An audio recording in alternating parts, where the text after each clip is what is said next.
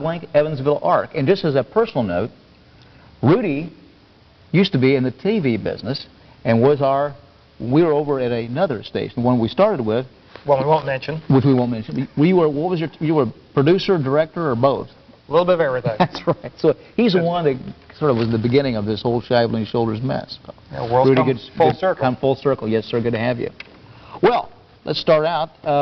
You know, I guess it was back during Bush 1 administration when the law really changed at the federal level about making not just employment opportunities, but public and private facilities that were more accessible to the handicapped, to people with disabilities and such. We even came up with new definitions of disabilities. Tell us a little bit about what's on the horizon here and what your respective organizations do to assist employers and employees in the hiring of disabled individuals. Okay. Well, we are. One of the reasons that we wanted to come here today was to let everyone know about a workshop that we are having. It's going to be a free event, and it's going to be June 20th. And it's titled Open Your Eyes, Employing Individuals with Disabilities. And we're going to have several booths. Several agencies are going to be represented that offer different services to people in the community, people with disabilities, different employers, and we're going to have different presenters talking about different topics such as ADA law, just different regulations that people need to know.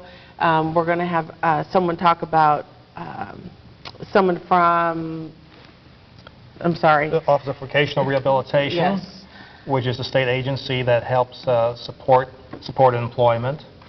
And we also have someone from Evansville Goodwill who will be there. So we'll have several agencies there discussing different topics to help inform business owners and human resource professionals. Will there be anything at the seminar that offers to individuals seeking employment any guidance and direction on like vocational rehabilitation, transferring of job skills, any of those types of services?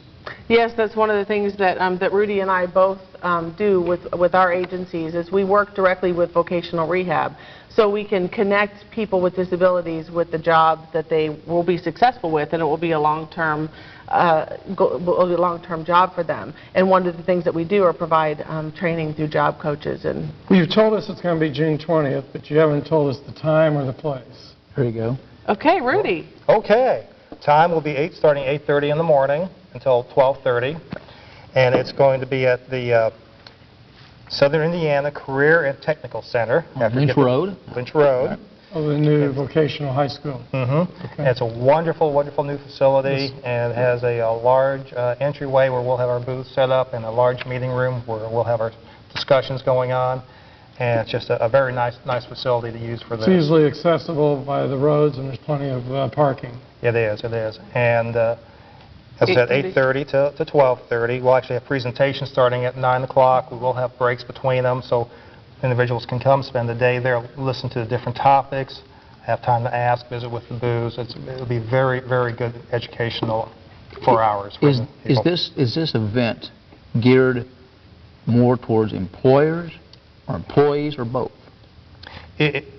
Employers and human resource professionals is what we're gearing this towards. To encourage them Yes. to hire people with disabilities? To encourage them and just basically to educate them.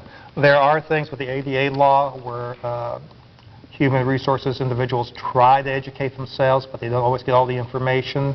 And here we'll have a professional here from USI who'll be able to provide them with those answers to those questions.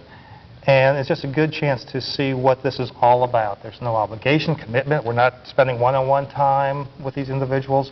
They can just get here and learn. And we want to expose employers to a valuable workforce that they aren't probably aware of. I mean, a lot of employers are aware that someone with a disability has a strong work ethic. They're not necessarily going to, one of the myths is, well, someone with a disability might miss more work than someone without. But we have lots of statistics showing that there is a valuable work pool there that they need to be recognized and utilized.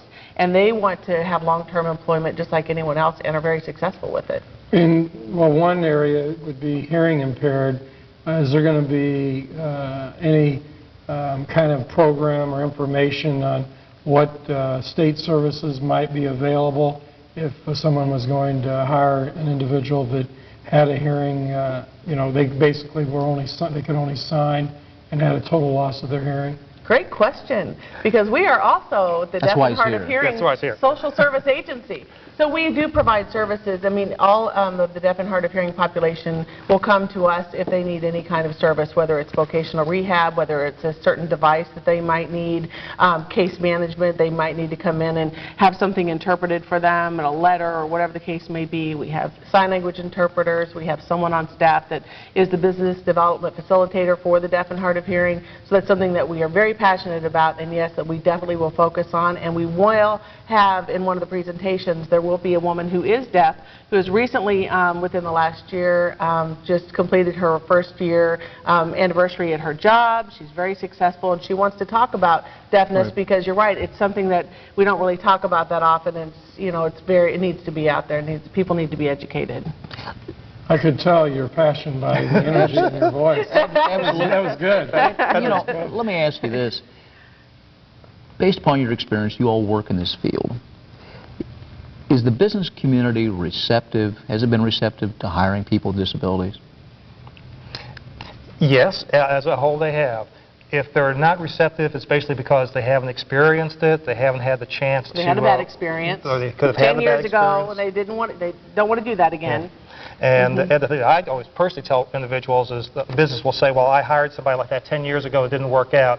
I ask them, okay, how many other individuals have you hired in the last 10 years where it didn't work out? Right. And if everybody individual that you hired worked out, why do you have an opening? Right.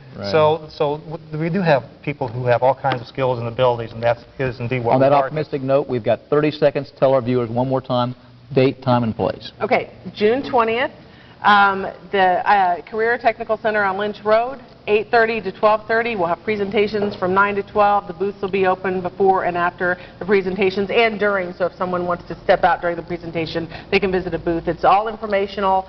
We just want to educate employers and people in the community about hiring people with disabilities. Great. Thanks for being with us. Rudy, good to see you again, buddy. Thank you so much. When we come back, I have a burning question for Mr. Berger. Don't go away. Burning. Okay.